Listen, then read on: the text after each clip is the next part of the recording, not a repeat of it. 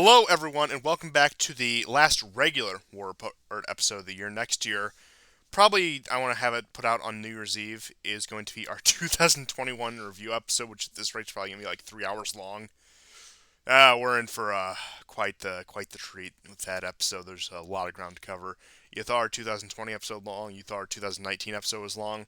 You got another thing coming, and yeah, 2021 is officially the end of the decade if you want to get mathematical about it, but I certainly don't. That's not what we're here to do. We're only here to discuss economics on this show, which has nothing to do with mathematics. But just brushing this out of the way because it will contextualize some of the things we're talking about is just a brief little update on Syria. So we're going to pull up our trusty map here. And most of the activity in Syria is, in no surprise, northeastern Syria.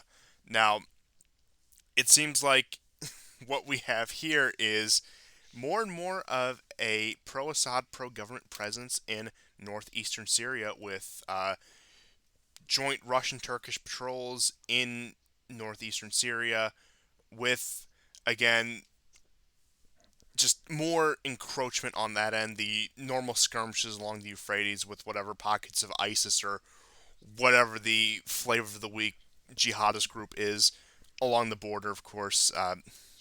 And again, this is all very normal things, and you also have, of course, pro Assad forces yet again on the border being taken out by, again, whatever the flavor of the week quote unquote rebel group is. Of course, you have some light activity in northeastern Syria around the, again, greater Idlib area. But the main news out of Syria, of course, is these new rounds of Turkish shellings and Turkish encroachments into quote unquote STF territory. And we do see that, of course, you still do also have quote unquote coalition forces, and again, more or less America and its satellites still doing these flyovers in Syria. So, more or less business as usual, but the biggest news, and this will lead into a lot of the stuff we have about Turkey, is these Turkish offenses here. Now, we'll get into more details about this later, but just to put in perspective, Erdogan is in pretty dire straits right now. Turkey's economy is on the ropes, to say the least, and a lot of his gambles, both politically, in terms of internal politics, geopolitics, and economic moves, have simply not paid off. And again, Erdogan is, at least on this show, has the reputation of being the gambler, the wild card, the one who was, always living a bit on the edge and willing to take these absurd risks, which sometimes played out, sometimes not. And this is something that we have said is a decent possibility for a while, that eventually one of these gambles would come back to bite him the ass like this, to put it in no uncertain terms. And it looks like between all his maneuverings, again, I'm not going to claim to be an expert on economics here. Certainly not. I think a lot of it is, you can reference some of our previous shows, I think a lot of it is bogus, a lot of it is witchcraft, if you will. But again, getting into some of those things later, we're going to get into a lot of the economic factors involving the lira, the Turkish currency, which, this story has been bubbling under the surface for years. You'll recall when they released that one American pastor from captivity after accusing him of being involved with the coup plotters. That was a response to an economic threat by the Trump administration at the time. That was, I think, late 2018. Summer 2018 was around the time that happened. But point being is, even in mainstream coverage, insofar as this sort of stuff gets covered in the mainstream, the Turkish economy has always been this looming thing that it's always on the brink of disaster. Now, a lot of people may write that off as, again, doomsdaying, or they always predict this, but there was reason to suspect it. And again, with a country, at least the way it conducts itself geopolitically and diplomatically, isn't a surprise that these sort of economic issues have affected it. And with that being said, bouncing between East, West, Europe, Russia, the U.S., not so much China, which is a bit of a surprise. I don't know, maybe China senses an investment opportunity here. Maybe they'll participate in more of that. What is it? That more economic colonialism or whatever they call it. The sort of stuff they've been doing in Africa. Now, I wouldn't go that far just yet, but point being is you have Turkey at this both figurative and literal crossroads, and you have Erdogan, who is a rather defiant man in the face of whoever is threatening him. He doesn't take kindly to threats or demands, at least on the surface. Now, he'll usually negotiate some sort of backdoor deal, but in terms of what I think the Turkish people expect, his supporters expect, and just what somebody in his position has to do, you have to at least put on the image of being a bit of a wild card, of being a bit of that loose cannon, the guy who nobody can predict. And I would say these past few weeks, and this week certainly, we've been really seeing the other side of that, because what we usually cover on the show, and this is not out of any personal like for Erdogan, we cover how effective a politician he is. And I say, absent what his worldview is, absent what his goals are, absent what he has done, his wrongdoings, I do admire Erdogan as a political operator. I think, in many ways, if we had somebody in several Western countries, whether it be the U.S., UK, anywhere in the Anglosphere, placed in continental Europe, etc., if you had somebody of his political savvy and really at least outward willingness to stand for the interests of his people, in a lot of Western countries, we would be in much better positions than we are now. But for the sake of fairness and for the sake of what a large news story this has become, this is the other side of it. This is the other side of being a very stubborn actor, somebody who does not concede, does not capitulate, at least publicly, and somebody who really, I think, what Erdogan's leadership style comes down, and what his general approach to all of his public life endeavors come down to, this compulsive gambler, you're really seeing the price that you pay when those gambles do not pay off.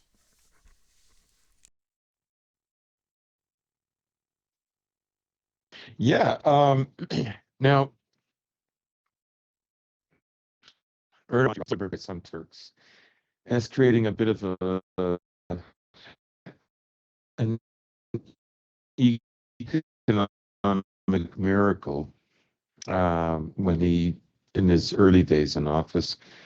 But that's not the fault, which I think probably a lot of his friends and enemies are happy to hear.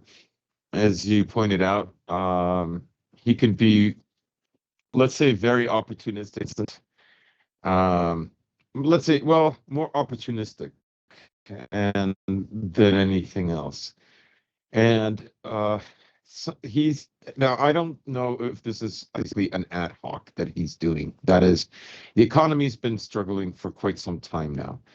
And so he wants to have an explanation for this because the 2023 elections are coming. And you have to wonder, I mean, this is the kind of guy that could call off the election.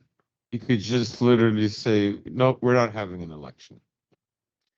But let's say he has not made up his mind about that. Well, he has about a year and a half uh, till 2023 for the election, and he needs to have an explanation for the kind of economic woes that are coming.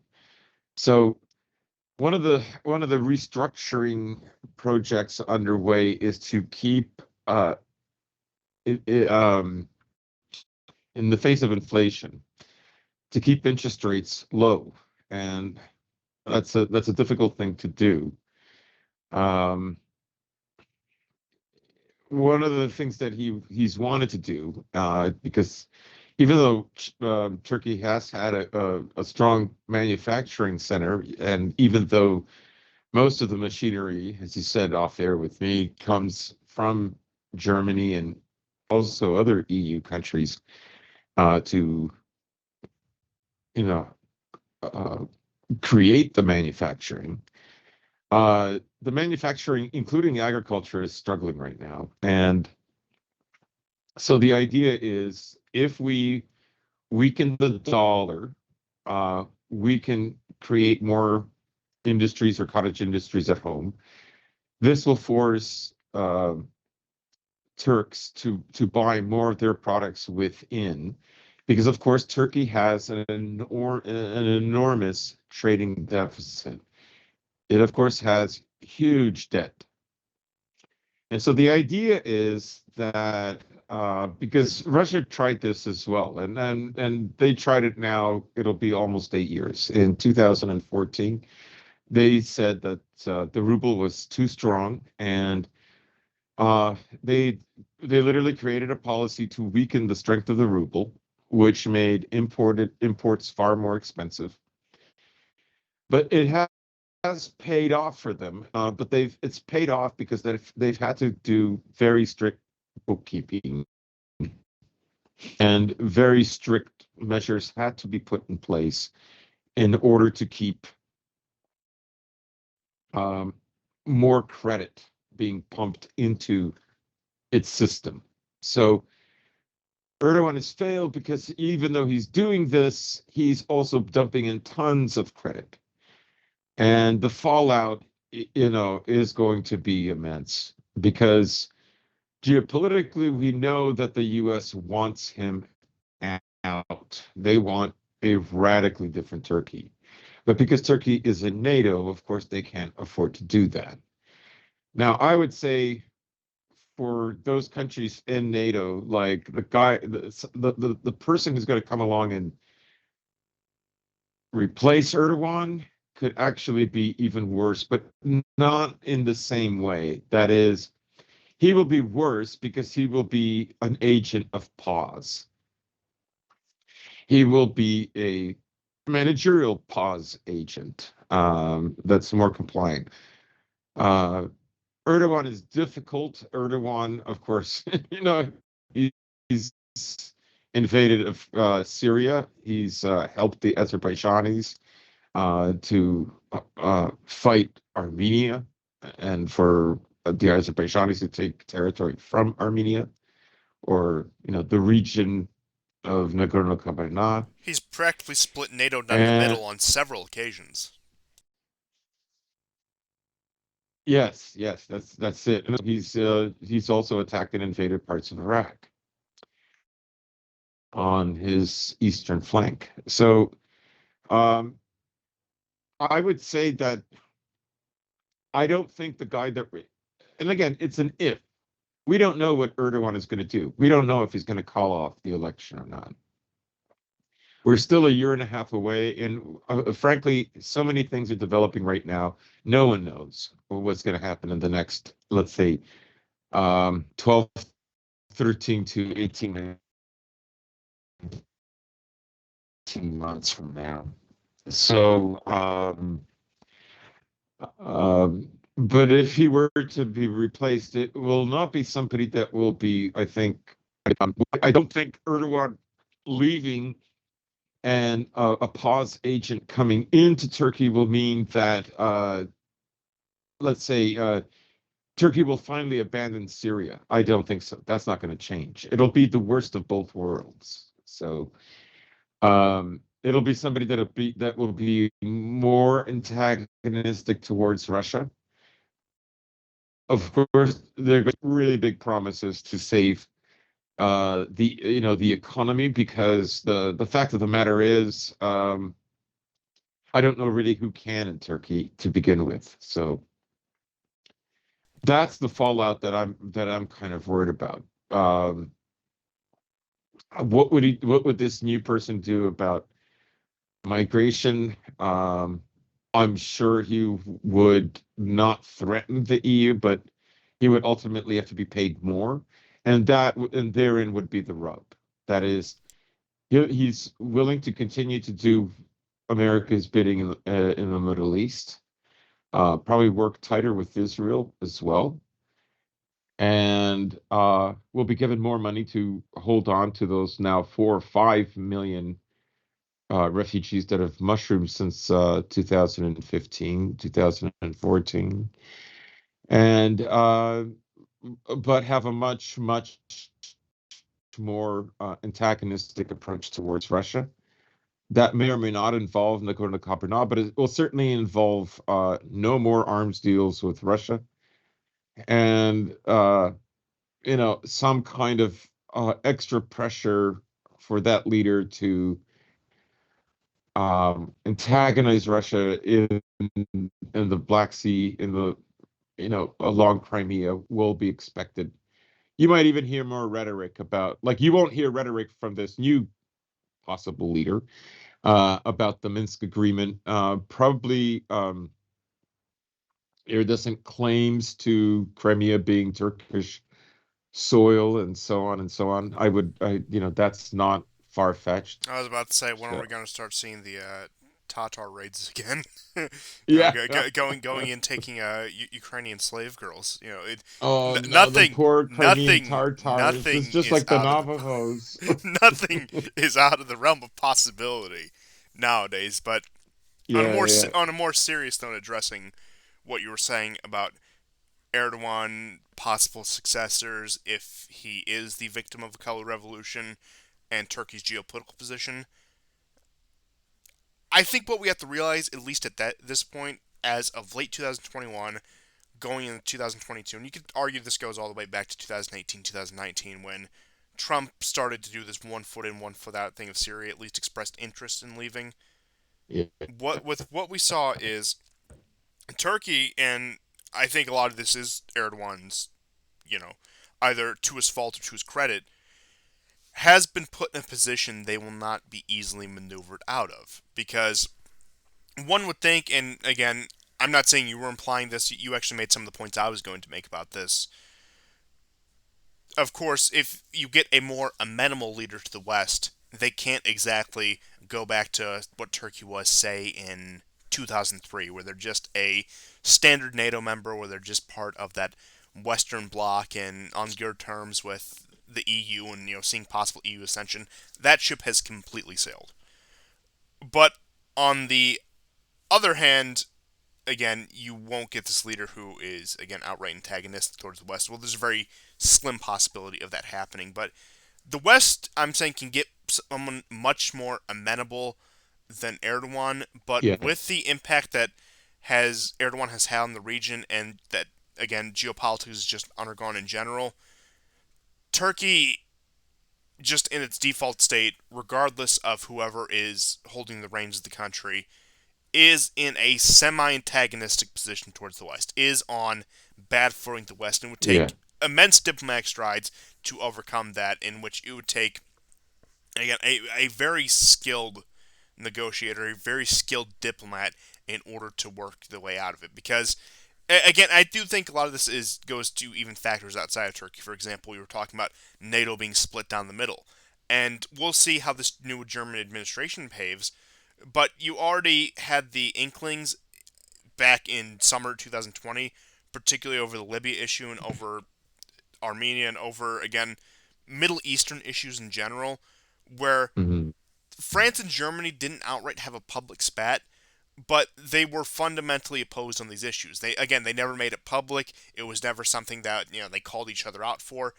But the French aligned European Union, if you will, I'm using these terms loosely, and the German aligned European Union were at fundamental odds with each other over the Turkey issue when it came to things like Libya, when it came to things like Armenia and Azerbaijan, and even for a yeah. time there Very when it good came to point. Russia.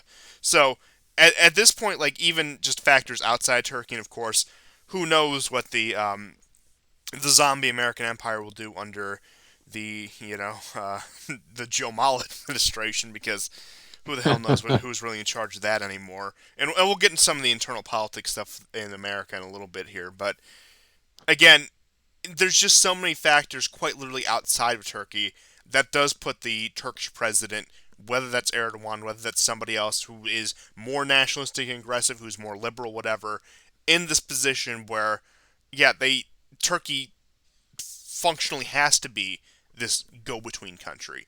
Now, again, like I said, I believe the West can get someone much more amenable who, for example, won't buy S-400s and won't do joint patrols with Russia and Syria.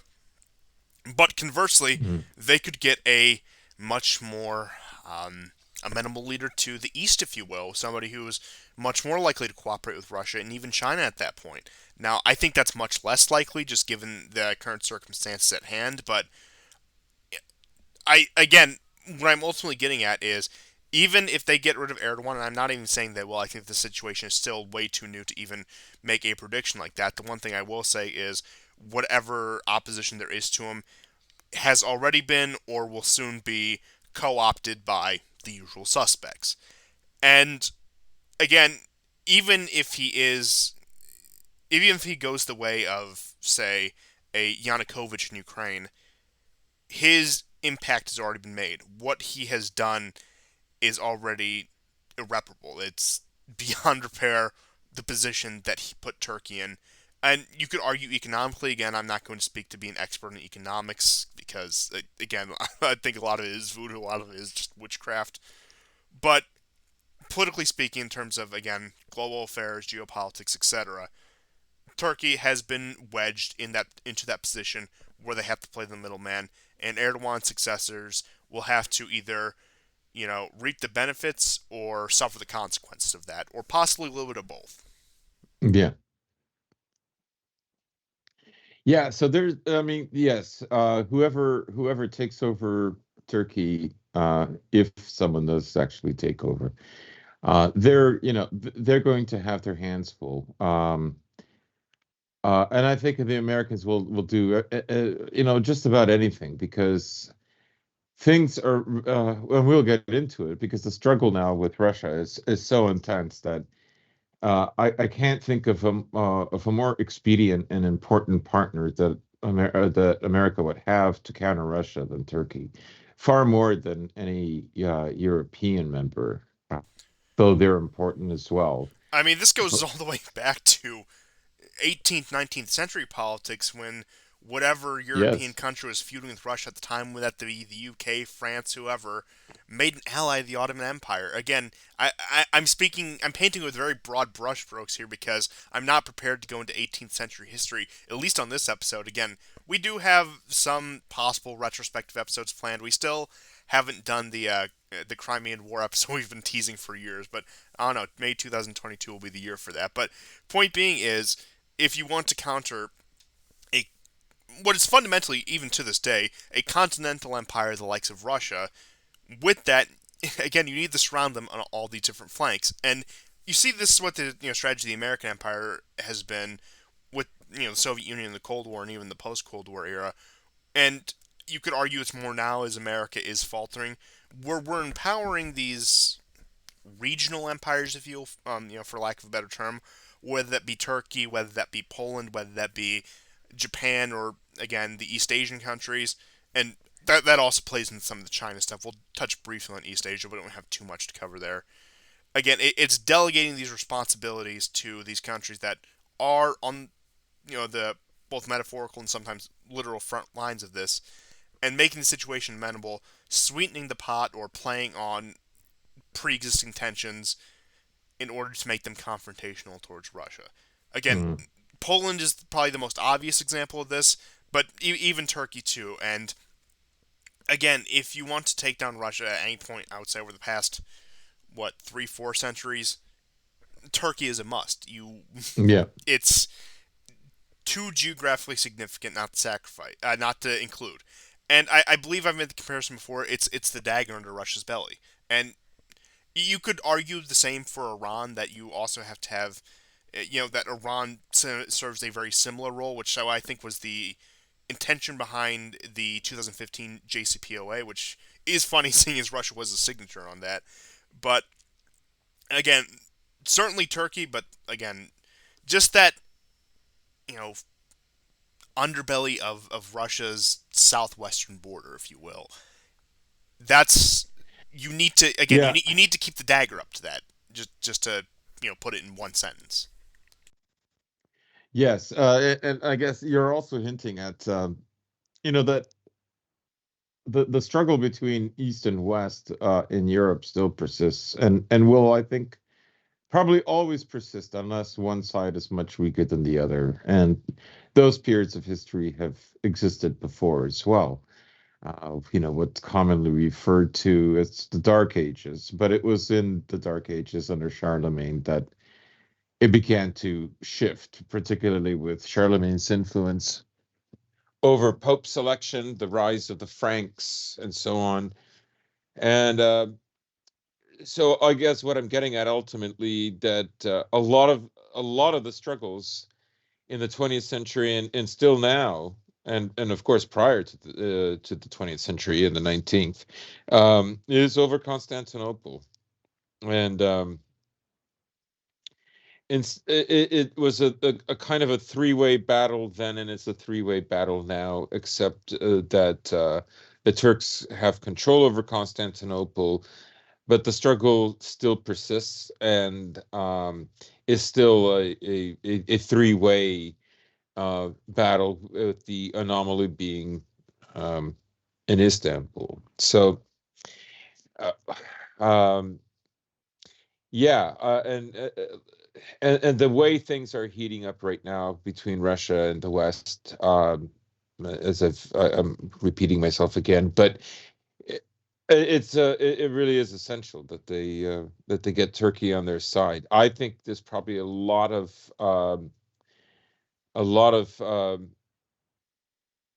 let's say important players within the American establishment in the Pentagon who see it as crucial.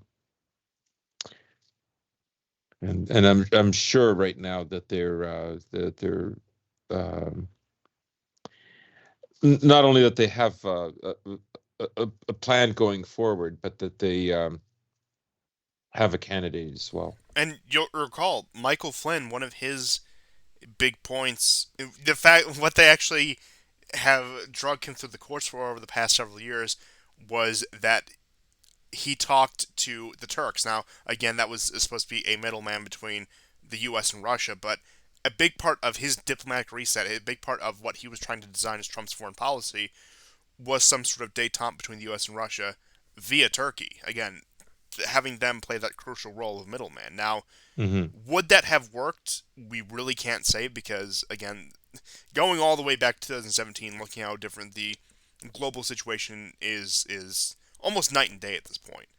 But Yeah. again, just showing the absolute crucial role that uh, what historically would have been known as Anatolia, Asia Minor, whatever myriad of names it has gone by, plays in really the story of not just this civilization, but again, all the constituent civilizations that have both occupied it and surrounded it. It's Hmm. probably one of Hmm. the most, if not the most, geographically significant regions of the world. And I would say, the entire Levant is really just.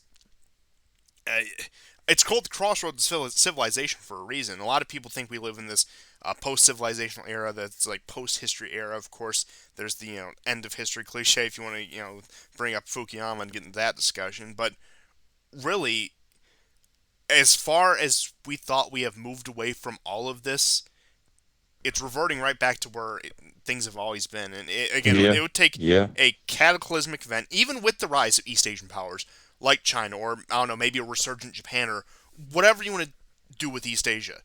That still does not change the significance of that Hmm. Anatolian into the Hmm. Levant region. It still is the. Hmm.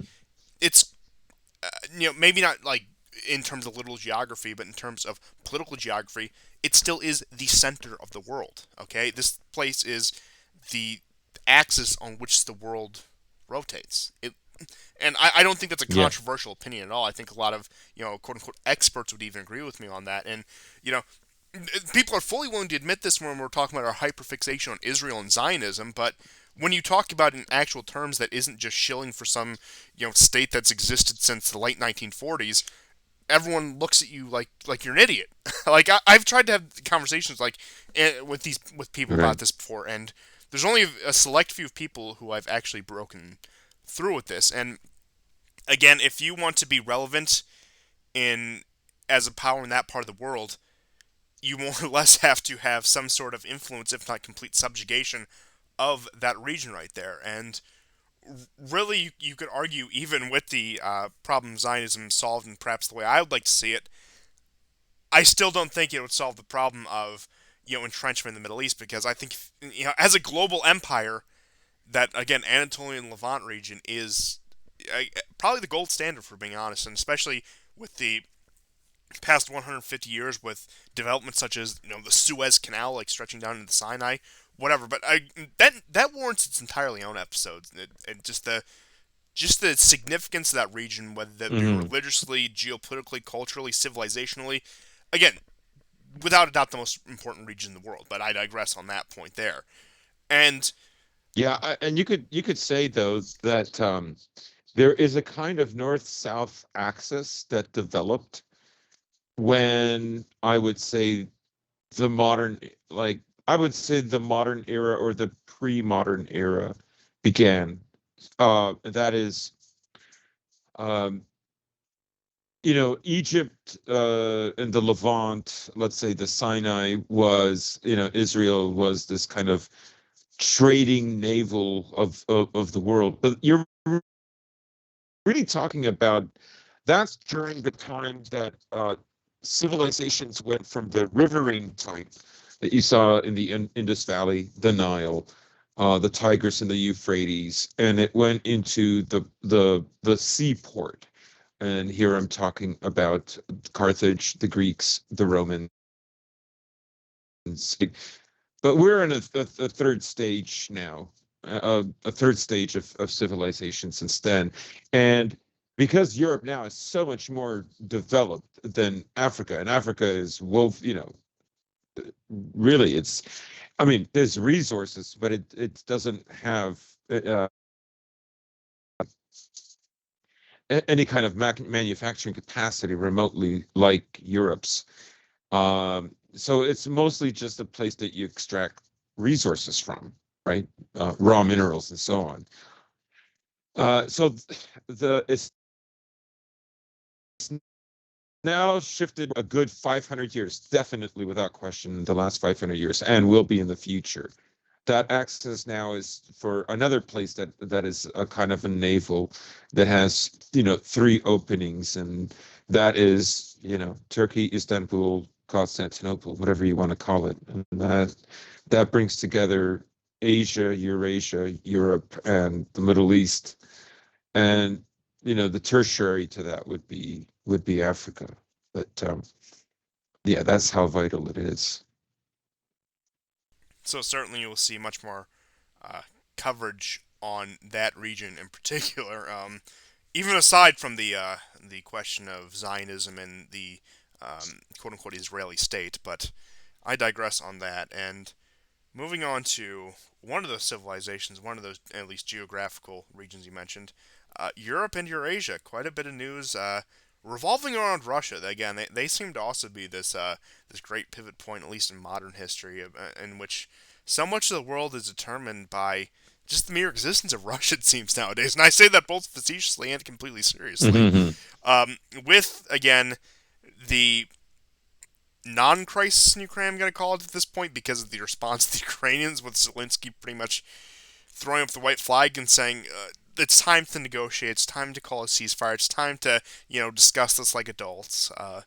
Yes, but with again the dastardly Russian invasion being planned, and of course that on top of just spiking energy prices during the brutal winter, the sharp cold in Europe, and you can look at pretty much. I mean, inflation is ridiculous worldwide. Don't get me wrong, but particularly when it comes to energy costs in Europe, it's on a completely different level. And I have to see what I called them to you. I remember I had a very good quip about this. I gotta look. I have to. I said I don't feel bad for these European countries when it came to uh, their spiking energy prices due to their cooperation with Washington and the quote unquote green agenda. And I said, to borrow a term from a certain documentary that's been making its way around these circles in the past few months, Europeans are completely buckbroken by the American empire, are they not? Where they will, again, and you see, it's even more of a warped dynamic under the Biden administration, because at least Trump, as flawed as he was, it was you buy American gas for more money, we ship it to you. Biden is you don't get to buy American gas. We're cutting American energy productions. Oh, you need energy, you got to get it from Russia, but you have to pay absurd prices to the point where Trump's ridiculously high, you know, oil and gas shipped over the Atlantic at this rate was probably cheaper than this contrived energy crisis they've been creating now. And once again, just to reiterate, I am not a nuclear shill. I think a lot of what is said about nuclear power is fantasy. I think it's people being overly optimistic, but it is undeniable that Germany's aversion to nuclear power post Fukushima, which is, I will say, understandable to an extent. Europe, these European countries, particularly, again, these countries that are more than capable of providing at least some energy to themselves, like Germany, have shot themselves in the foot, almost literally, due to their approach on energy policy. And you even have, what's her name, Baerbock, who is the head of the Green Party, in the German foreign ministry now. And like we said at the beginning of the year, green imperialism is going to be the way forward to keep Europe in line. It's for the environment. This is why you have to pay more for oil and gas. This is why you have to be under our thumb. This is why you have to cooperate with X, Y, and Z ridiculous policy.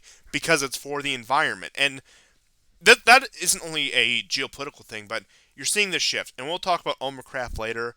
But as this narrative from the past 2 years about the certain pandemic, which I believe you all know what I'm referring to, as that starts to wane just because of, I wouldn't even say popular discontent, but just enough discontent, they've already been hedging their bets on this whole climate change thing. Like, oh, we diagnose you with, these headaches and, these stomach aches because of climate change. Or we might have to prepare to lock ourselves down or limit our travel or limit our standard of living because of global warming. Again, all these things that they throw out. And of course, we don't deny global warming. In fact, on this show, we support global warming, okay?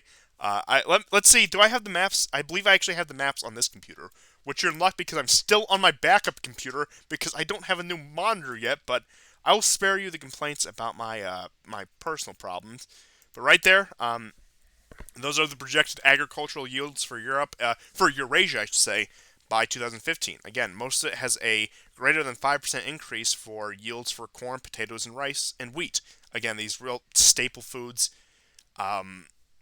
Whereas, again, there's a few places where it's predicted not to change at all or not change by much, and there's very little, even in some of the more southernmost part of Europe, that is projected to go down. Again, going back to that pivot of civilizations, Anatolia is much more green.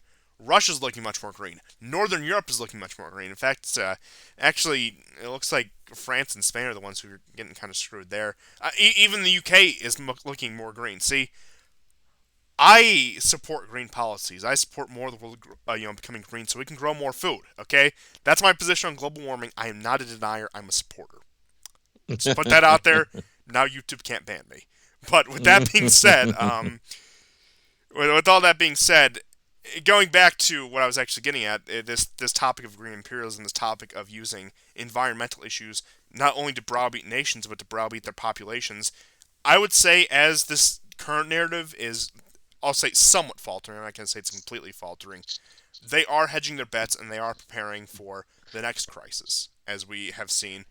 I would say since about the summer of this year, but particularly these past few months and particularly these past few weeks when, again, you had the, I think it was out of the UK where they were diagnosing people with, like, climate change-induced illness.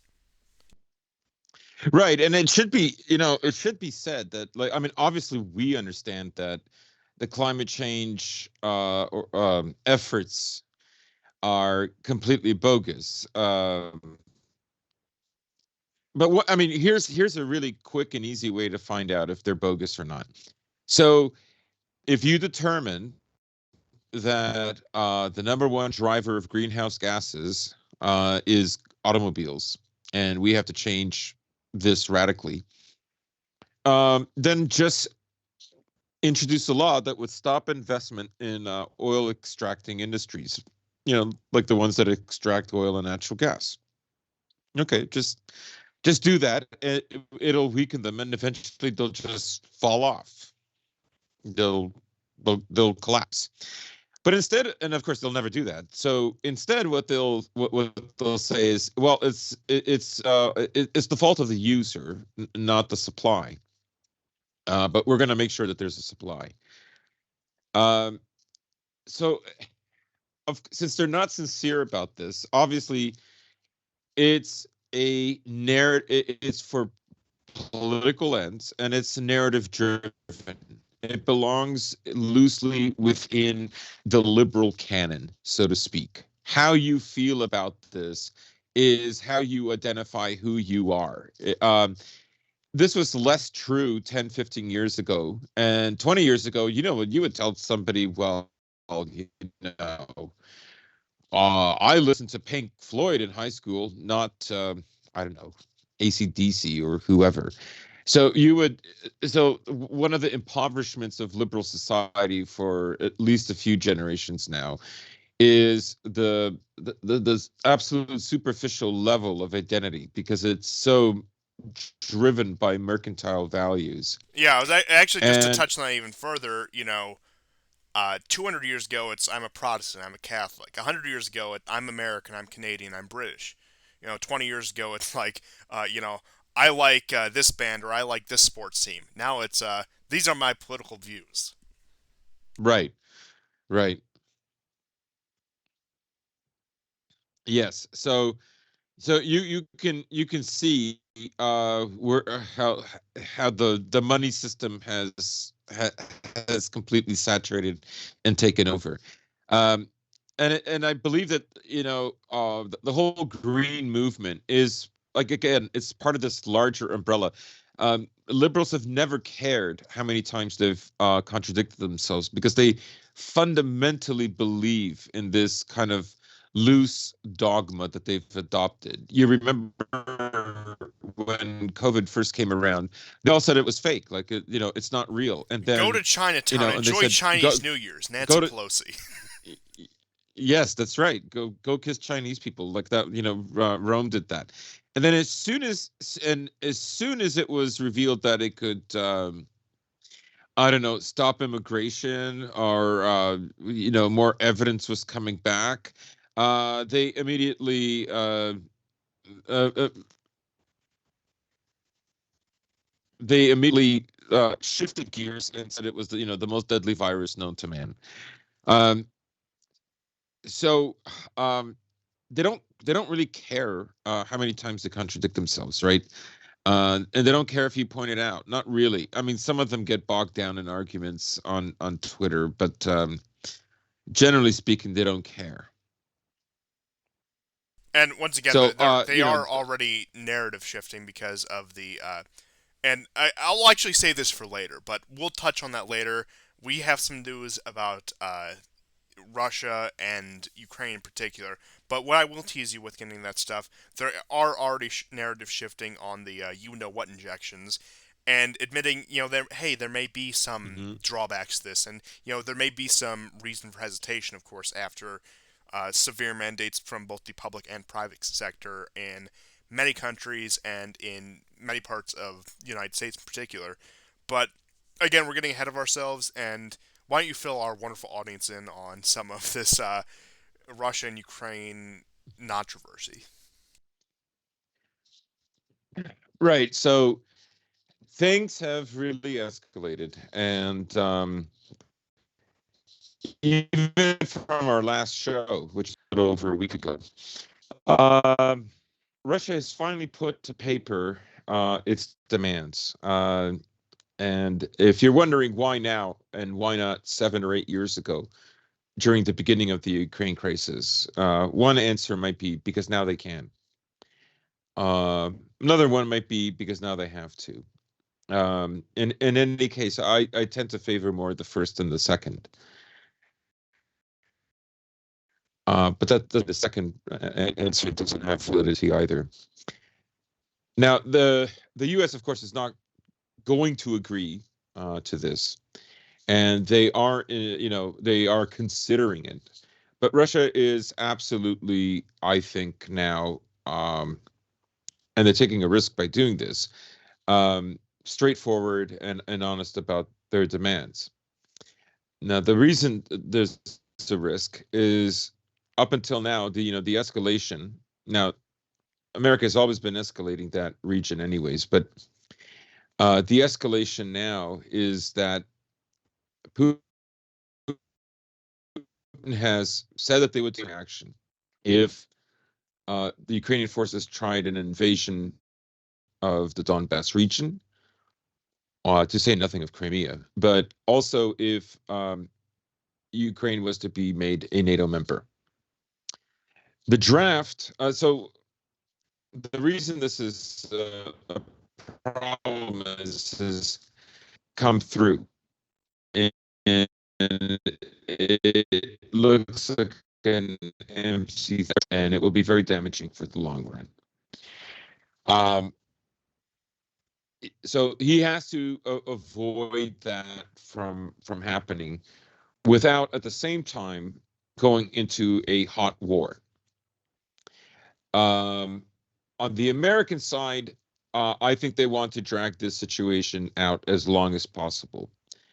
For the last it'll be 8 years this February, but for the last 8 years, Russia too has been, to some extent, willing to drag this out as long as possible. But I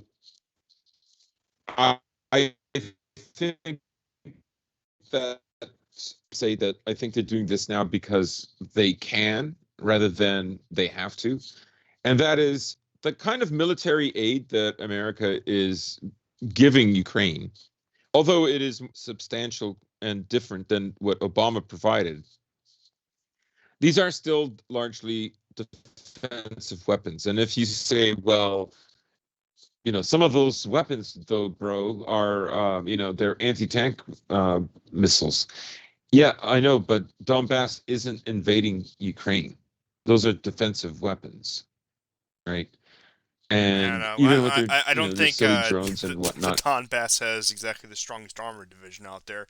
I'm not saying they have no tanks, but again, they're not exactly doing sweeping offensives over the northern European plain, so to speak. Yeah, yeah. The land that they conquered back a little bit in the very early months of 2015 that's been largely the border. That's defined the borders ever since then. So yeah, it's there's not going to be the rebels are not going to invade some different part of Ukraine. Everyone knows they just want to be left alone, and they're not going to roll out with their tanks first. They have been in a defensive position for nearly 8 years. So again, this ties back into what I was saying, and that is the reason I believe the Russia is saying this now because they can more so than that they have to, is generally speaking, nothing has changed. Very little has changed since Trump started to introduce better tactical weapons, actual weapons, rather than just bulletproof vests and some ammunition and so on. And so it isn't. The situation is largely the same. Last week, America said that Ukraine is not unlikely to be a NATO member for at least another 10 years. So this keeps getting pushed and pushed and pushed.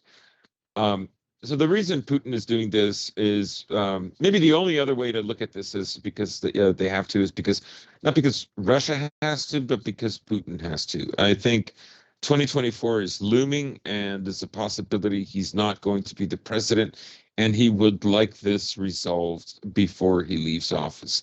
But it is something that had to have been resolved anyways for a long time. I think for the most part, maybe I don't know about your basic Western elitist, but I think most people understand that what Russia wants from this is what every great power has always wanted, and they want a buffer zone. America expects to have a buffer zone, and it does not expect to be lectured about it. Russia is not, they're not interested in being lectured about it. It doesn't matter if you think that they're not equal; they think they're equal, and the same thing goes for China. So uh, this has caused quite a reaction. Germany, as you mentioned, is now firmly trying to work as closely with the Americans as possible. Jens Stoltenberg has, had another freak out saying, "How dare you, tell us what our expectations and what we ought to can and can't do with NATO and so on and so on." Um, they look at this as a kind of I don't know, like it's always couched in this stupid, civil rights idea, but it's like, well, more civil rights for you, but less for me. Um, Lithuania has said that it will ship weapons and other aid for the military, but non-weapons like field hospitals to Ukraine. Started doing that. Ukraine has gone cuckoo. They're opening up their old bomb shelters from the Soviet era. So they're really trying to keep the scare going that Russia is going to invade any moment now. Um, as we've said before, Russia is Russia is only going to invade if the West makes the first move, and Russia's not going to make the first move. So the other is sovereignty. Uh, Russia is, along with China, absolutely serious about their territorial sovereignty, and I think they mean it. I think if they say that they're willing to go to war, they will, but they would rather not go to war now. And just today, of course, Gazprom shut off its pipelines to Germany. So that's a big deal. Winter is here. Officially, it's here today. And there's no more gas transit from the Yamal pipeline that goes into Europe. Um, Ukraine tried. Ukraine's funny because in 2009 they turned off some pipelines from going into Europe, and that was their way to pressure Russia. Now they're begging that there is no Nord Stream 2 because they want to always have that leverage over Russia, and that's primarily why Germany asked to build not one but two pipelines, right? Because Germany is still the economic hub and the manufacturing um, hub of Europe, and it needs energy to do that. Prices have skyrocketed. They're the highest that they have been in decades. And it's going to be and this is what it's cost them to side with America. Um, I can only imagine at bargaining tables the kind of threats that must have been levied at them. Like, if you think it's going to be bad under Russia, siding with if you think it's going to be bad with Russia, you should see how bad it's going to be with us if you don't side with us. That I have to imagine that kind of thing had to have been said for them to go along with this because it, it's uh, it's suicide. They're not going to get cheap gas, and they're in for a world of pain right now. But if they feel that they have a population that they can control with, ever more unpleasant um, living standards and, just generally life in Germany, then I guess they can go for it. Oh, certainly. And again, it does make you wonder what maybe some of the electoral consequences will be with this. And speaking of electoral consequences, it is funny because I often operated under this. what is now a delusion that once Merkel is out of office, Germany will have a much more amenable administration to at least walking the tightrope of the great powers of the world, whereas Uh-huh. under Merkel, you had much more cordial relations with the Russians so far. Again, this new administration is young, so we shouldn't quite jump to it. The European Union as a whole signed that trade deal with China at the end of 2020, that massive trade deal with China. Whereas it seems like this new coalition has brought Germany into a more pro-American position, which is funny because it is a social democratic and green coalition, which people, it is interesting because you look at the social democratic party's positions prior to this election, they were by no means Russia hawks. They weren't Russophilic either, by no means, but they weren't Russia hawks by any means. Funny enough, you could argue the Greens were the most belligerent party when it came to that sort of stuff, and it really makes you wonder why. But with all that being said here, what we're seeing occur now with all of this in regard to Ukraine is, I suppose it's the only way something like this could have ended when Russia didn't implode upon itself when the sanctions failed, but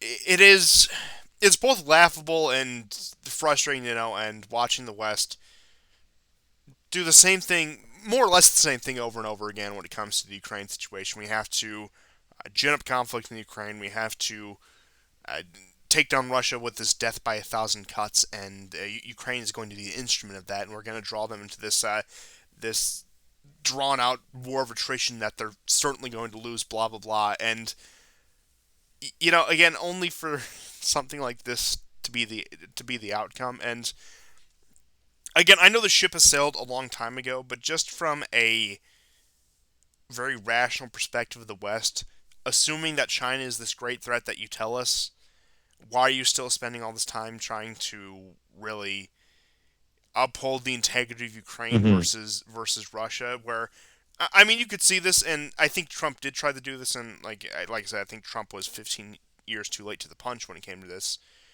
That trying to put Russia in this position of a of a neutral player, trying to again drive that wedge between Russia and China. And it's funny because you saw Biden kind of trying to do that while simultaneously antagonizing them with Ukraine. Now, one could say, if you want to be a Biden shill, oh, well, he's just putting pressure on them to get more amenable negotiating terms. It doesn't look like this. This looks like genuine antagonism, like you want to take Russia down a peg. And again, not that we. Trump's administration, Trump's foreign policy was defined by schizophrenia.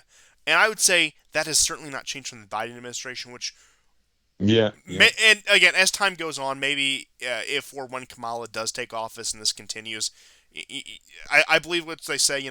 Once it happens three times, it's no longer a coincidence. But if the Kamala administration has that same sort of schizophrenia, we can only assume it's going to be a built-in part of American approach towards its foreign policy in general, and Russia in particular. This schizophrenic, this approach, this constant contradiction, where one day we're trying to reach détente, the other day we're ready to start a nuclear war over the Ukraine.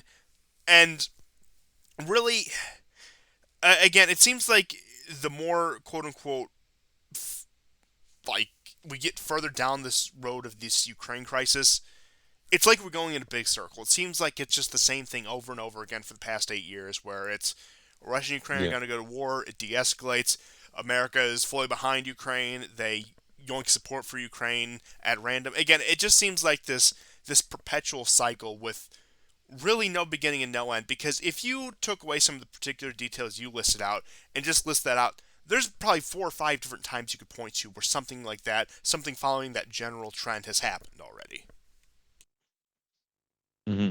Yeah, I mean, obviously, the West, there's several reasons why the West feels to Russia instead of China. Part of it is they literally have too many economic interests that are tied up in China to begin with. So, and they don't want that place devastated. But ultimately, their view of Russia is that it has tremendous resources, so it leaves Europe vulnerable, as we're witnessing now. And two, if they owned Russia, then they could leverage China. Because, of course, China is an energy importer.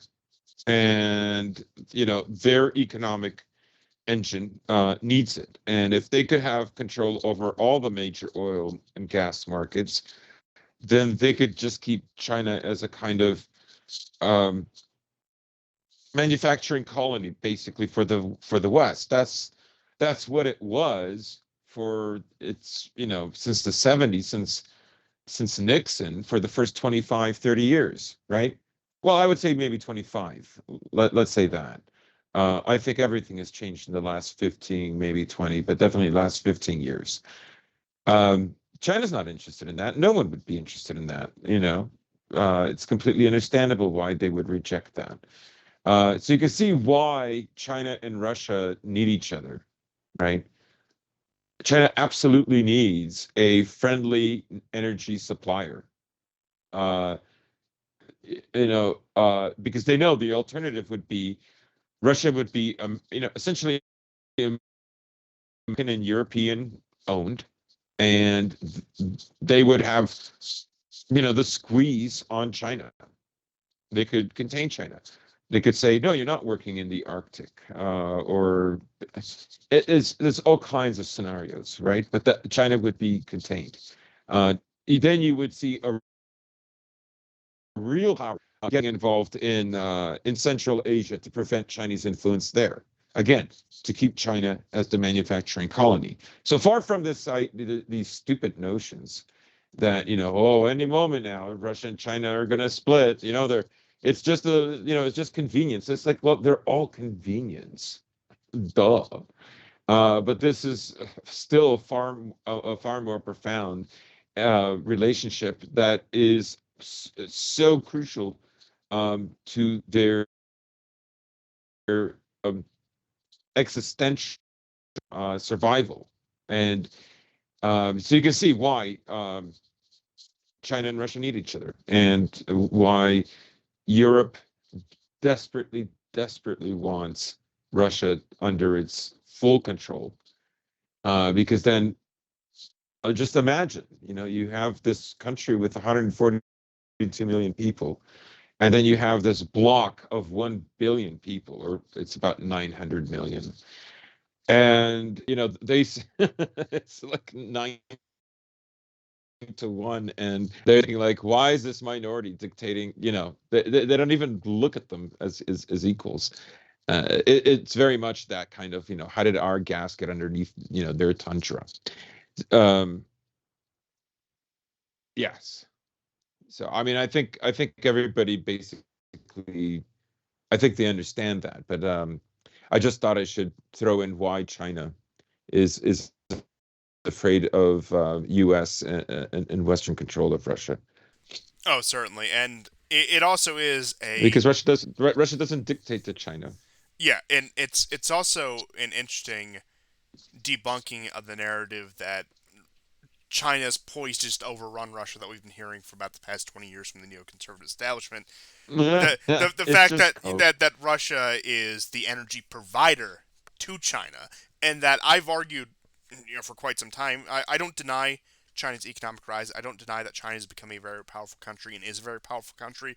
But I still think in the relationship between China and Russia, for the foreseeable future, that Russia is the senior partner. Again, maybe not economically, maybe China is more of an economic engine, but in terms of being a geopolitical force, in terms of being able to exert its power and exert its will, I would still take the unpopular opinion that Russia is still a senior partner in that relationship. Absolutely. Just look at their nuclear platforms, you know, civilian and military. Just consider that.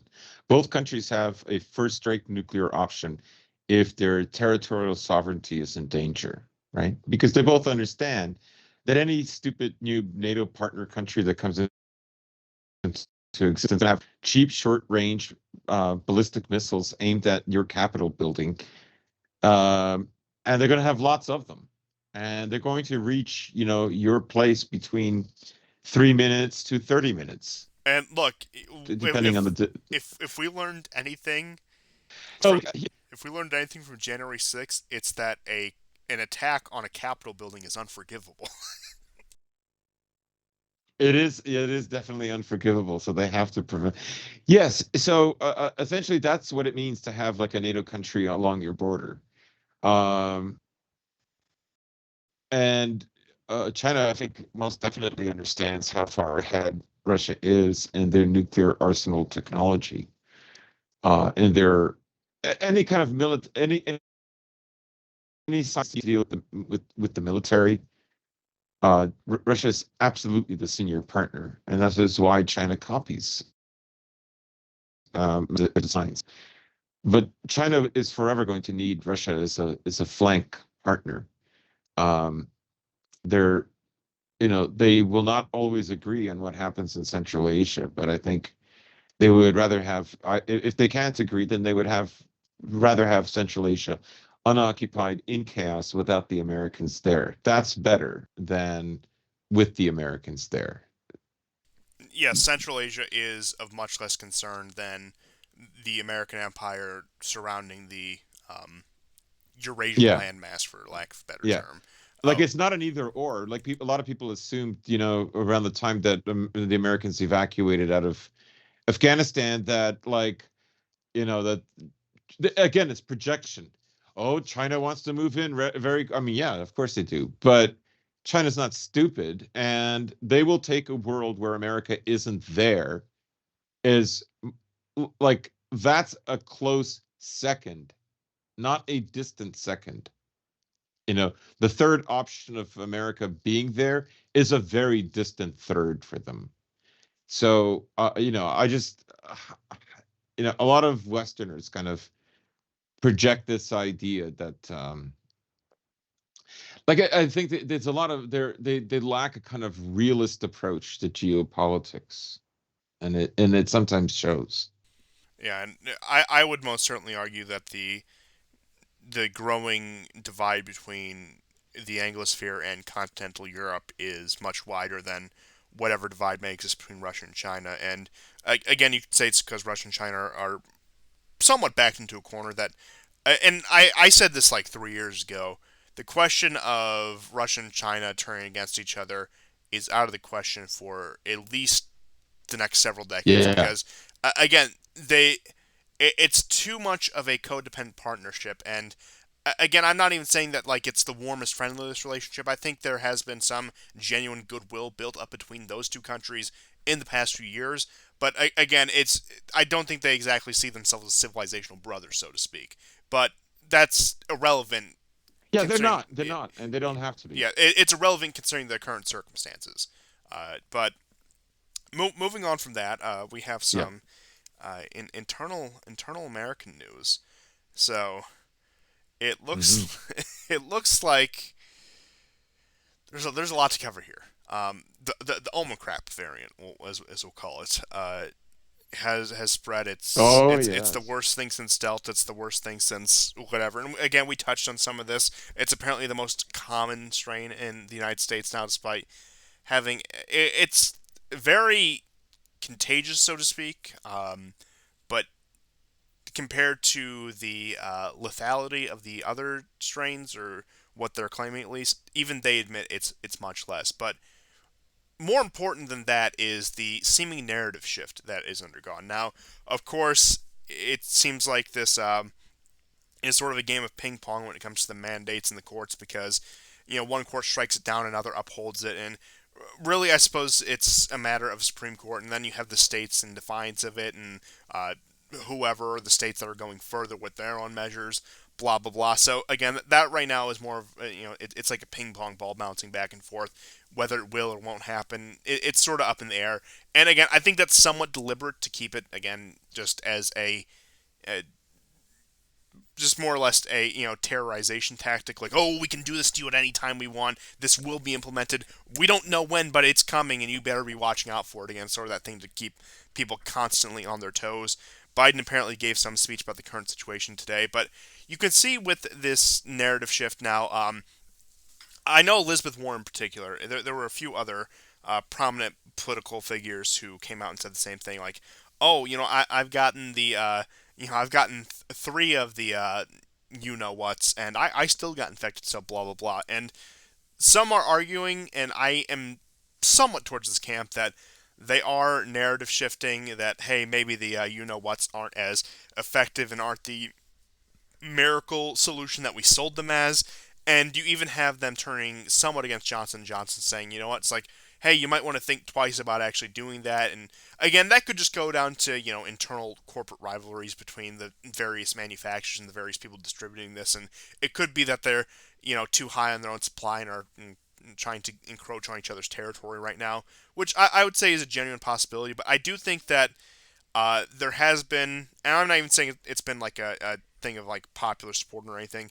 I do think there has been enough of at least an eyebrow raised to the point where they realize they can't take this to the fullest extent that they would have wanted to, at least for the time being. So they sort of have to back off and they have to reassess themselves. And that's why I think it comes down to the mandate restrictions and how that keeps on bouncing back and forth. But it does seem like, and maybe this is an over optimistic take, that in several places, and again, you see in Europe they have these constant protests. Romania was the most recent one where they had protests against this.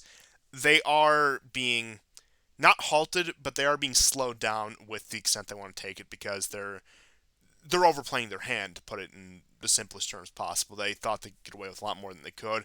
They've outraged the populations. I don't know, maybe they're going to give us a cool down period before trying it again, but again, I do think it returns back to something we discuss all the time: diminishing returns. How much longer can they play this game?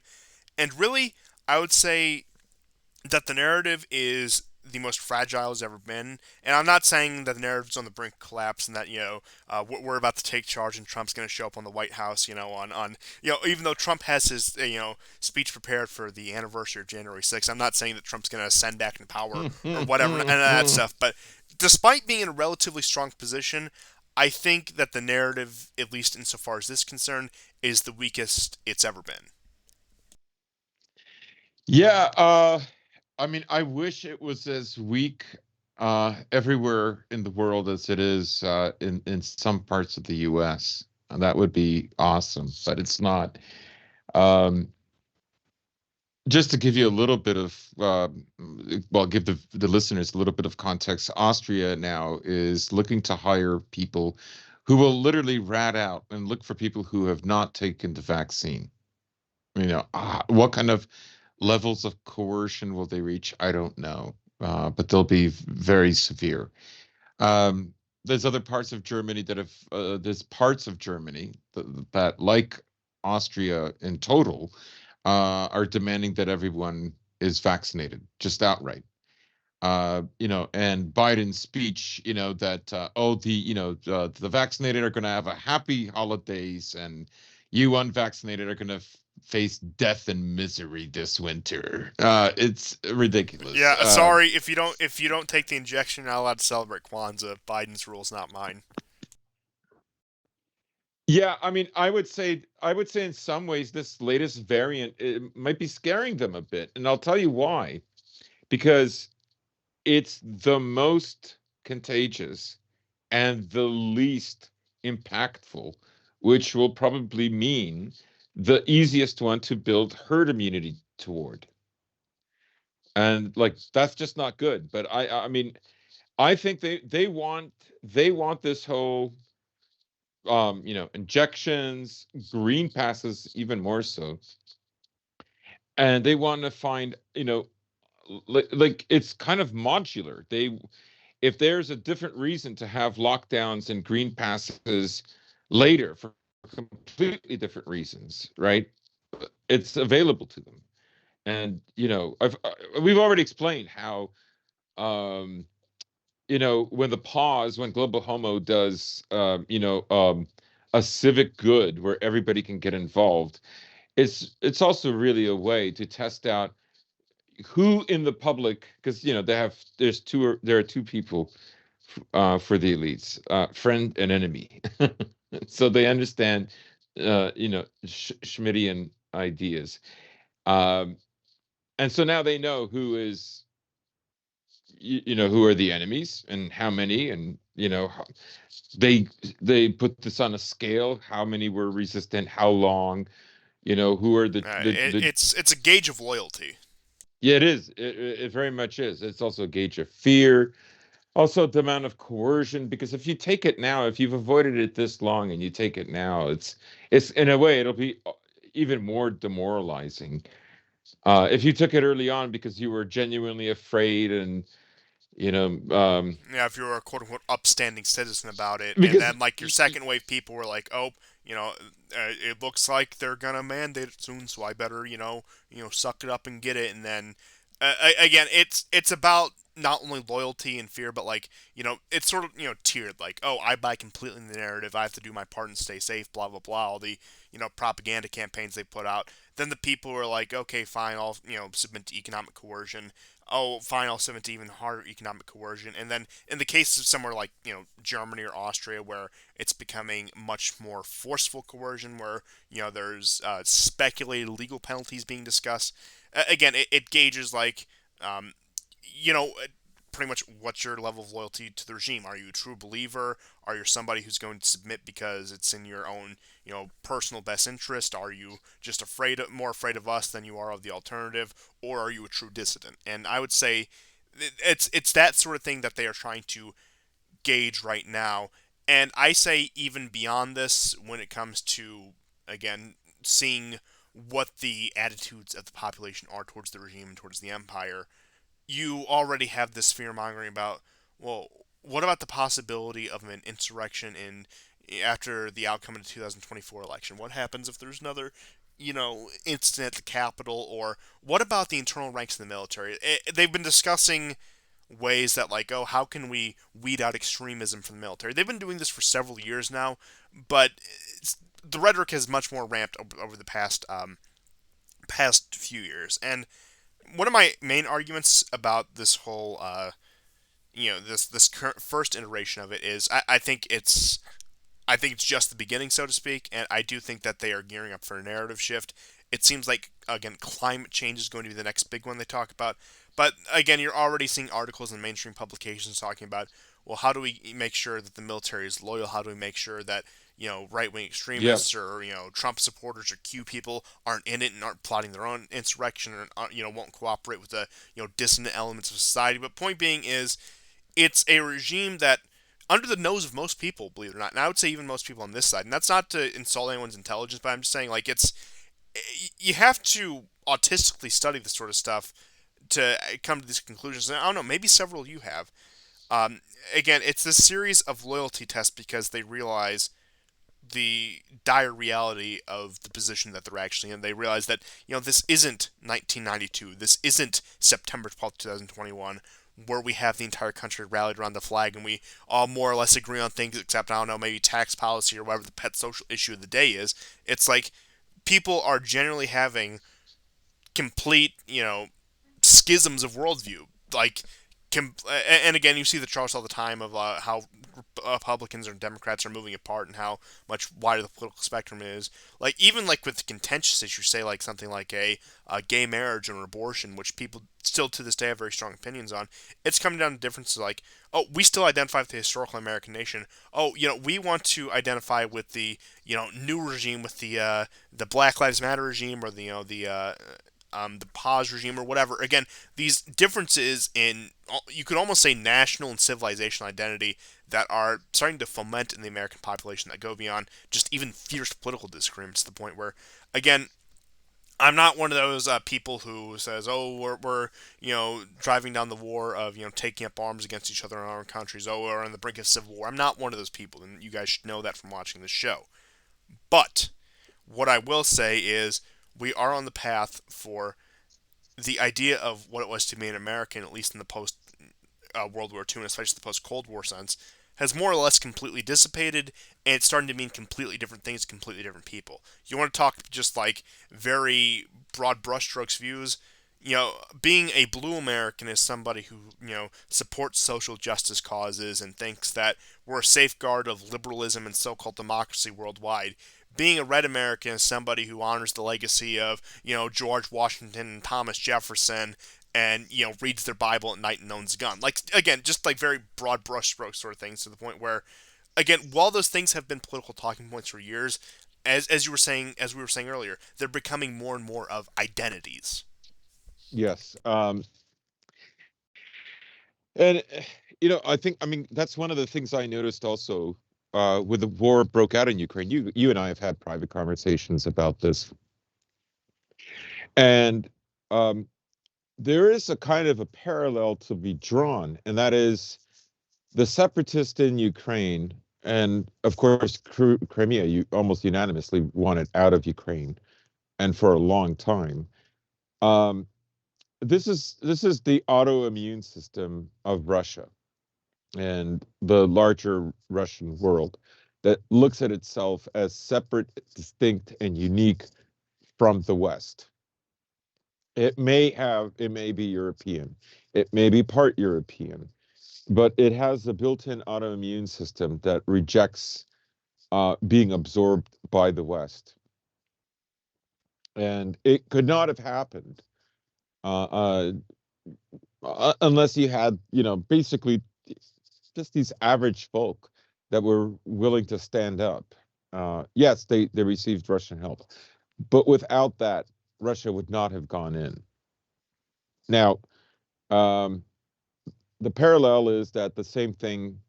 I noticed the same thing happening in the West, and of course in America, because how can you not notice America?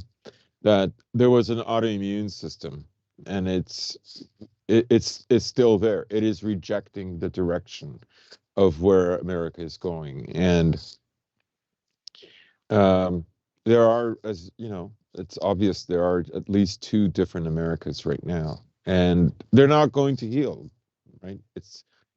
I think they understand it's a struggle, and that's probably another reason why I think that Putin can make these demands. He sees America as retracting.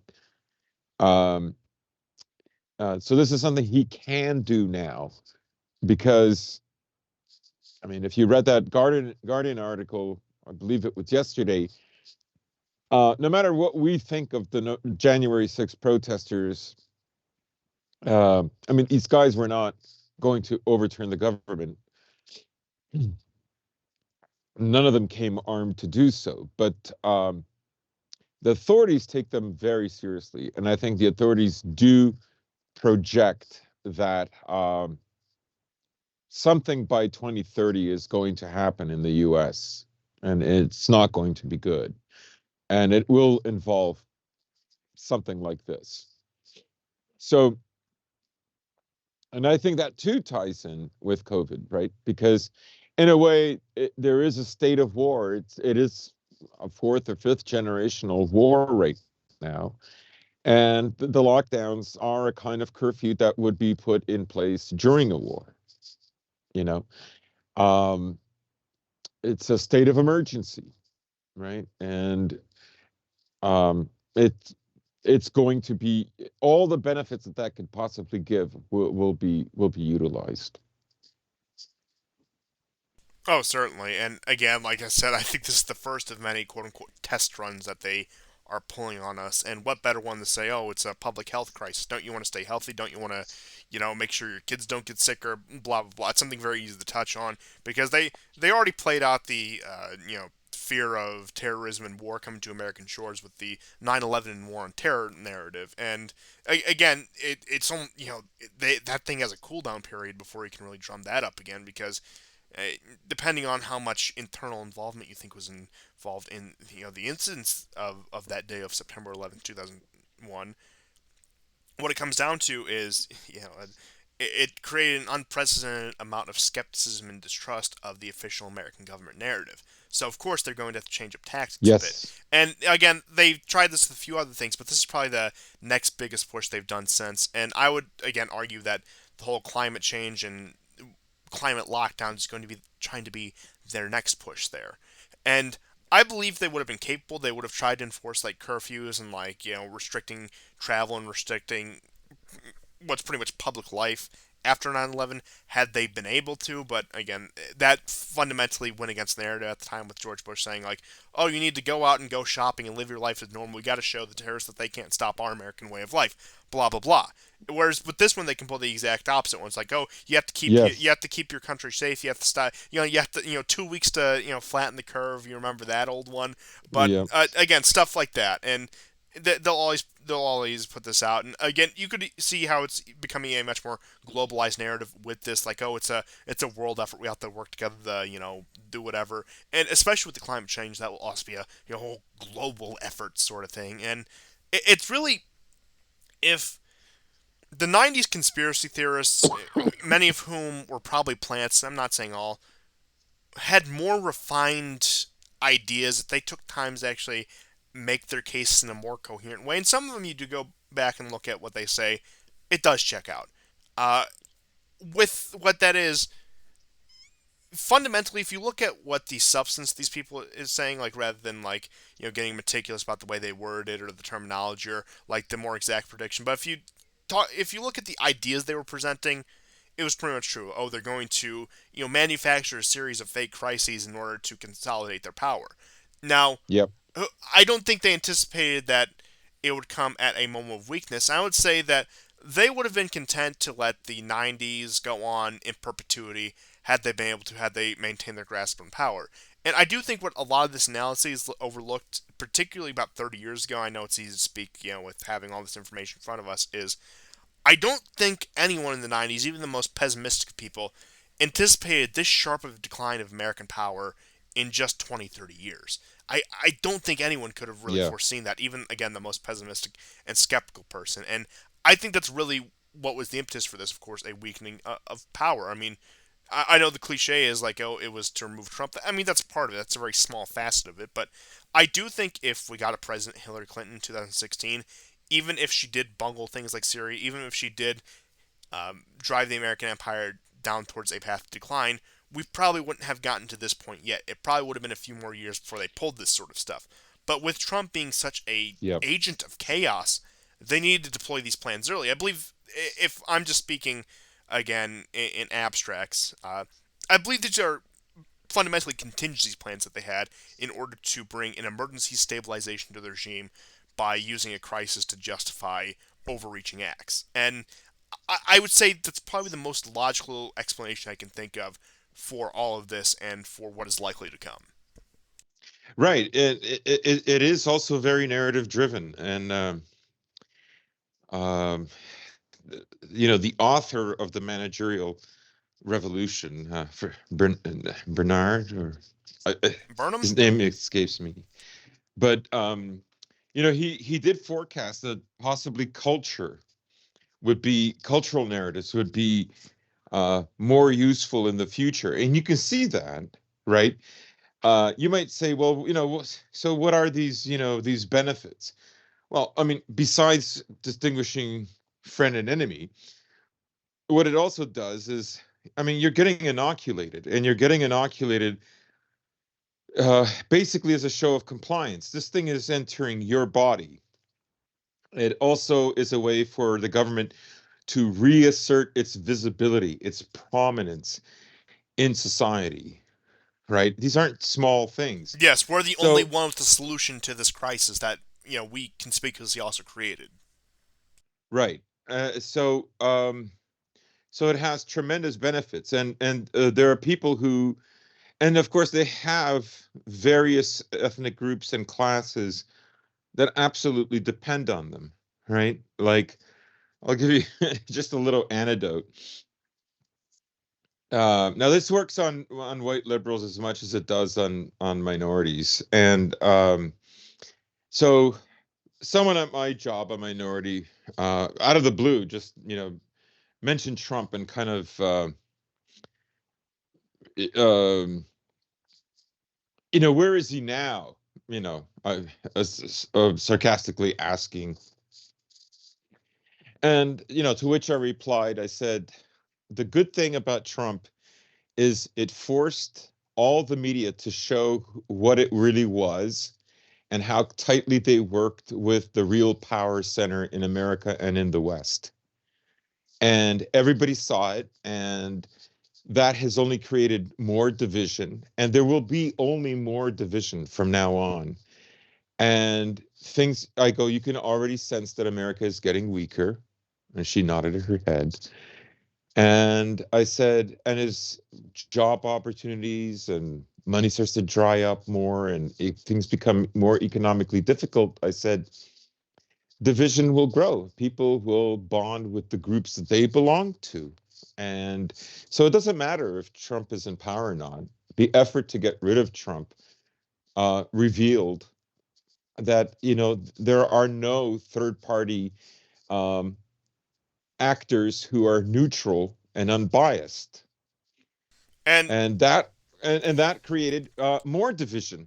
And she's very smart, she's very instinctive, and she says, yeah, but like that'll empower China. And I said, good.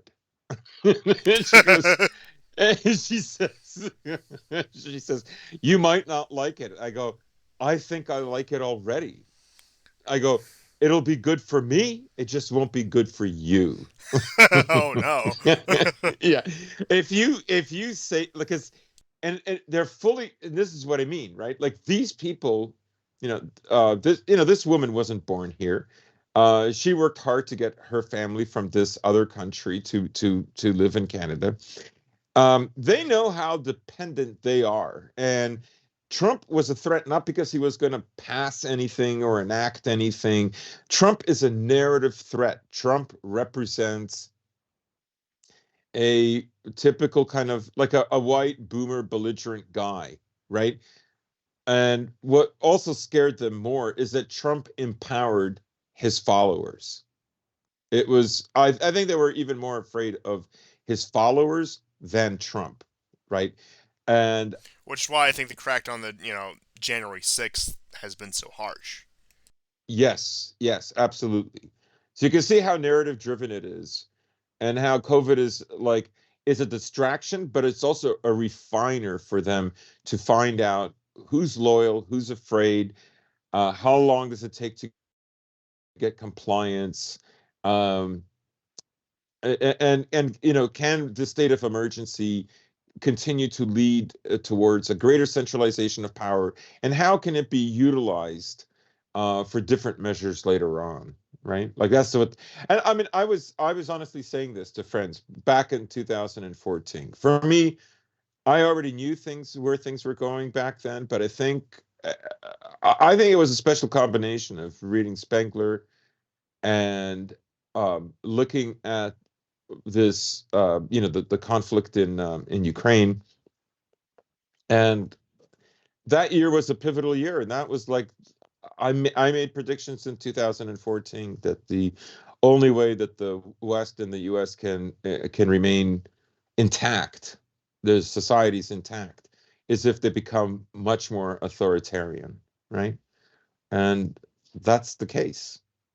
But unfortunately, it's not the cool kind of authoritarianism with like No, the no, grandiosity, the military parades, the social order. In fact, it's the opposite, and it's the paused authoritarianism. But yeah, I will just to the last thing to touch on here, touch on what you said about Trump, and Trump's been trying to turn to relevance. You saw him yeah. announcing he's going to have his big speech on the anniversary of January 6th, the annuary. I guess I've combined the two words.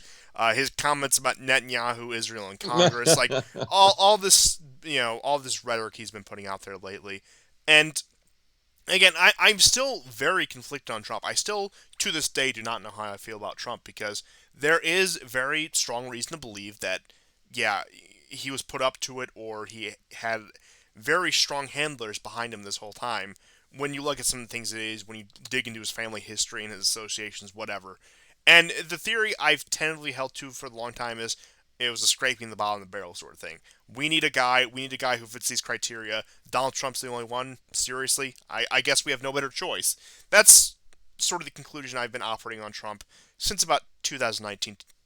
Or since about mid 2019 is the time I really came to those conclusions. And I'm not saying I've abandoned those, but I've called those into question with honestly how much of a wrecking ball he has been to the narrative because, Hmm. again, I knew that they had to make some concessions, they had to make some sacrifice, and they had to let Trump say some off the wall things. But had they just lost control of him, or is this like something they have up their sleeve? Because a lot of what he's saying right now, and a lot of what he's done just over the past 5, almost 6 years at this point, in my opinion at least, has been too off the wall in order for it just to be a controlled burn, so to speak. And again, the most logical explanation I can think of is he's just gone rogue and he's sort of off his leash. But again, I do think there has to be at least some genuine, spark of rebellion within his heart and soul if he did what he did. I think if they wanted a controlled burn, they probably could have done a much better job, or maybe they were that arrogant, maybe they were that desperate. I don't know, but point being is, Trump certainly backfired for them, and despite all of his faults, whether advertently or inadvertently, worked very much so to our advantage. Yeah, I would agree. I think they had a very different kind of plan. I think they were aware of how, particularly the white working class, how upset they were, and I think the gamble to get him in there because it would be good for Israel did backfire, which is a good thing. Ultimately, what happened with him.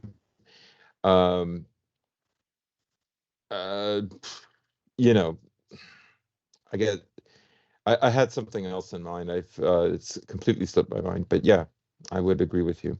Yeah, and that's funny because they also have him out there, touting, saying like, I was behind Operation Warp Speed, and I think that these booster inoculations, I think they're a good thing. I think by opposing them, you're playing into the enemy hands. So again, he's out there, in my opinion, at least trying to do damage control for his most recent Yes, comments. But yeah. again, like He possibly, wants a piece of the pie. He yeah, wants a piece of the pie, it's like essentially. possibly it's worse to have him do that because It is. because you'll have a bunch of Trump supporters who are like, even Donald Trump betrayed us. There's no hope left in this system. I do think that they risk creating that kind of backlash, and I think you've seen somewhat of that backlash already throughout this year in particular. Right. I think right now I don't think he cares whether I think they want him out there to damage his own legacy. Or maybe another viewpoint would be to for people to wake up to his real legacy anyways. Because there was a lot of stuff about Trump that was just, not true. He wasn't as based as people thought. But like I say, he was damaging because there were people who had visceral reactions against him, and I mean, really wasn't until COVID that I saw liberals as afraid as they were after his election victory in 2016. Yeah, So it's so funny how you got a microcosm of that in the Virginia election just about a month and a half ago. From that, like that's not something I would have expected. Like I know that they get hysterical over politics because it is a pseudo religion for them. It's a pseudo religion for many people, arguably even us if we don't notice it. But again, it was comparable to the level of Trump hysteria when Youngkin, who in many ways is a Trump style figure in terms of he's not as based as we've been led to believe, of but course, just the absolute vitriol they approached his victory with was also something else. yeah, yes, yes. But that's all I had for this episode, this last regular episode of 2021, because ladies and gentlemen, the one or two women that I think listen to this, in which case, welcome. I guess yeah, I don't know what most of you are doing here. I appreciate it, but uh, I don't know why I'm interested in this. Let's just put it that way. Uh, yeah, we will be doing at some point next week. I'm going to aim to have it out on New Year's Eve. Like about 5 o'clock Eastern. Our 2021 in review show. This is something we've done since the beginning of the show. Well, we'll take an episode at the end of the year, the last week of the year, sometimes on New Year's Day itself, and look at what has happened and look at what has come to pass over this past year. Look back at our own, predictions and make predictions going forward into the new year. Now, last year's episode was a bit special because we did a it's somewhat of a decade retrospective. Of course, we focused mainly on 2020, but we talked within the broad context of the 2010s. You sort of have to. But with that being said, looking at all of this, looking at some of this, looking at very little of this actually, it's going to be a packed show. It's going to have a lot of analysis. It's going to be a time of reflection, as New Year's should be. What is it? Out with the new, in with the old. I'm a dyslexic. My apologies, but I'm dragging this outro on much longer than it deserves to be dragged out. But you know what? You're gonna sit here and you're gonna like it. But with that being said, just in conclusion, this is the last regular episode of the year. I hope you all have a very Merry Christmas. For those of you who Yes, celebrate Merry on the Christmas. 25th, I know that we have a somebody who still uses the Julian calendar on this particular program, but you know what? There's nothing wrong with that. I actually kind of admire it, but and I know for a fact that a few of you are probably also on the Julian calendar. But Merry Christmas to those of you Based. on the Gregorian calendar, which is going to be most of you. And we'll see you afterwards, and we'll see you on our year in review show, and we'll see you hopefully in 2022. This channel survived, knock on wood, yet another year on YouTube, and I really need to start hedging my bets and getting these shows on alternative platforms. I've talked to people about this. I've just never sat down to take the time to do it. And you know what? That's my New Year's resolution. You can hold me to it, to get this show on alternative platforms. So we'll see you guys next time, and goodbye. Thank you and take care, guys. And once again, goodbye because I forgot to end the show.